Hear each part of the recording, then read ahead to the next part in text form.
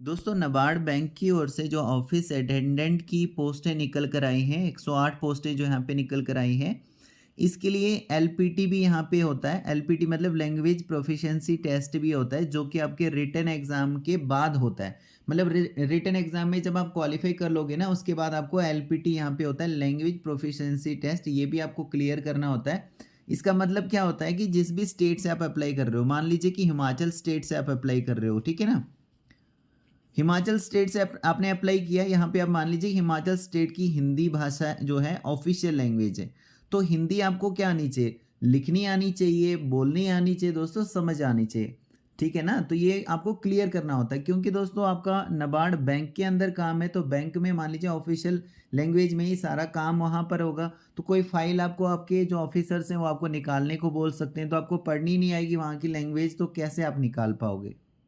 या फिर कोई कस्टमर आता है वो आपसे कुछ पूछता है और वहाँ की ऑफिशियल लैंग्वेज में, तो जब आप उसको समझ ही नहीं आएगी कि भाई कस्टमर बोल क्या रहा है, तो आप उसको कैसे उसका आंसर कर पाओगे।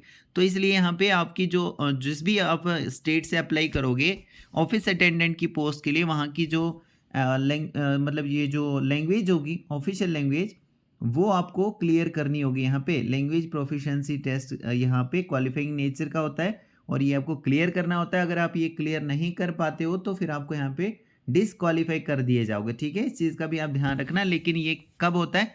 जब आप ऑनलाइन रिटन एग्जाम को क्वालिफाई कर लेते हो। तो ऑनलाइन जो रिटन एग्जाम होता है दोस्तों, ये 120 मार्क्स का, मतलब 120 मार्क्स का होता है। 120 क्वेश्चंस आपसे पूछे जाते हैं। एक क्वेश्चन 1 नंबर का यहाँ पे रहता है और 90 मिनट के अंदर ये आपको करना होता है, ठीक है। 90 मिनट के अंदर आपको ये पेपर करना होता है और इसके लिए जो यहाँ पे पेनल्टी भी होती है, अगर आप किसी भी क्वेश्चन का गलत आंसर देते हो तो 1/4 जो है ना, ये आपके मार्क्स क्या किए जाते हैं? माइनस किए जाते हैं, काटे जाते हैं। तो इस चीज़ का भी आप यहाँ पे ध्यान रखोगे।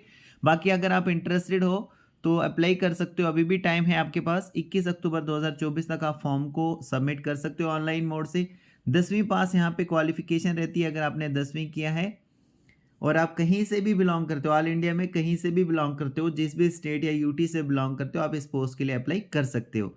अभी हम आगे वर्क भी देखेंगे, क्या कुछ यहाँ पे आपको काम करना पड़ेगा, उसके बाद आप सोच लेना अप्लाई करने के लिए।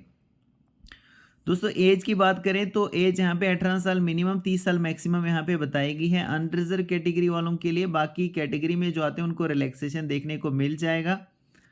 ओके, आपकी जो एज है ये 1/10/2024 को देखी जाएगी, तो ये 18 साल मिनिमम और 30 साल मैक्सिमम होनी चाहिए अनरिजर्व कैटेगरी में। समझ में आ रहा है ना? बाकी कैटेगरी वालों को रिलैक्सेशन देखने को मिल जाएगा। ऑनलाइन आपको अप्लाई करना है। ऑनलाइन अप्लाई कैसे करोगे? www.nabard.org पर विजिट करोगे आप और यहाँ पर जाने के बाद आप ऑनलाइन मोड से अप्लाई कर लोगे। जो फॉर्म्स है वो ऑनलाइन जो भी यहाँ पे आपने फिल किया होगा, सबमिट किया होगा फॉर्म, वही एक्सेप्ट किए जाएंगे। बाकी किसी भी तरह से अगर आपने फॉर्म यहाँ पर मतलब सबमिट किया है वो एक्सेप्ट नहीं किया जाएगा।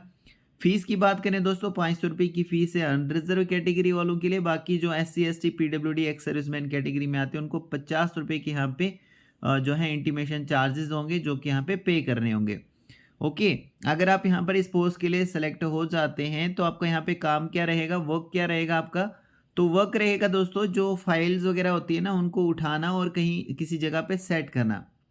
जैसे आपके वहाँ पे ऑफिसर्स होंगे, तो ऑफिसर्स जब आपको बोलेंगे कोई फाइल निकालना, कोई भी वहाँ पे जो भी कॉपी होगी, रिकॉर्ड वगैरह होगा, उसको निकालने को बोलेंगे, तो वो आपको वहाँ पे निकालनी है फाइल्स और उसके बाद फिर से वो फाइल वहाँ पे संभालनी है आपको।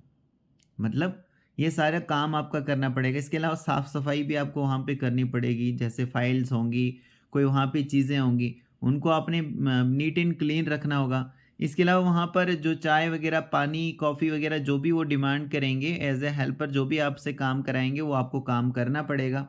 ठीक है ना? रिकॉर्ड वग़ैरह मेंटेन करना, ज़ेरॉक्स करना, फोटोस्टेट करना, तो इस तरीके का यहाँ पे काम आपका मैंने थोड़ा बहुत बताया है। इसके अलावा भी कई सारे काम आपसे कराए जा सकते हैं।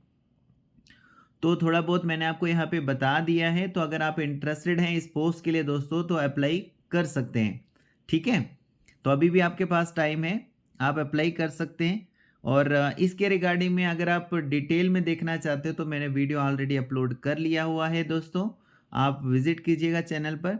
और अगर आपका कोई भी डाउट रहता है तो आप मुझे कमेंट के ज़रिए बता सकते हैं, और किसी भी जॉब के बारे में, किसी भी पोस्ट के बारे में आप जानकारी चाहते हैं तो वो भी मुझे आप कमेंट के ज़रिए बता सकते हैं।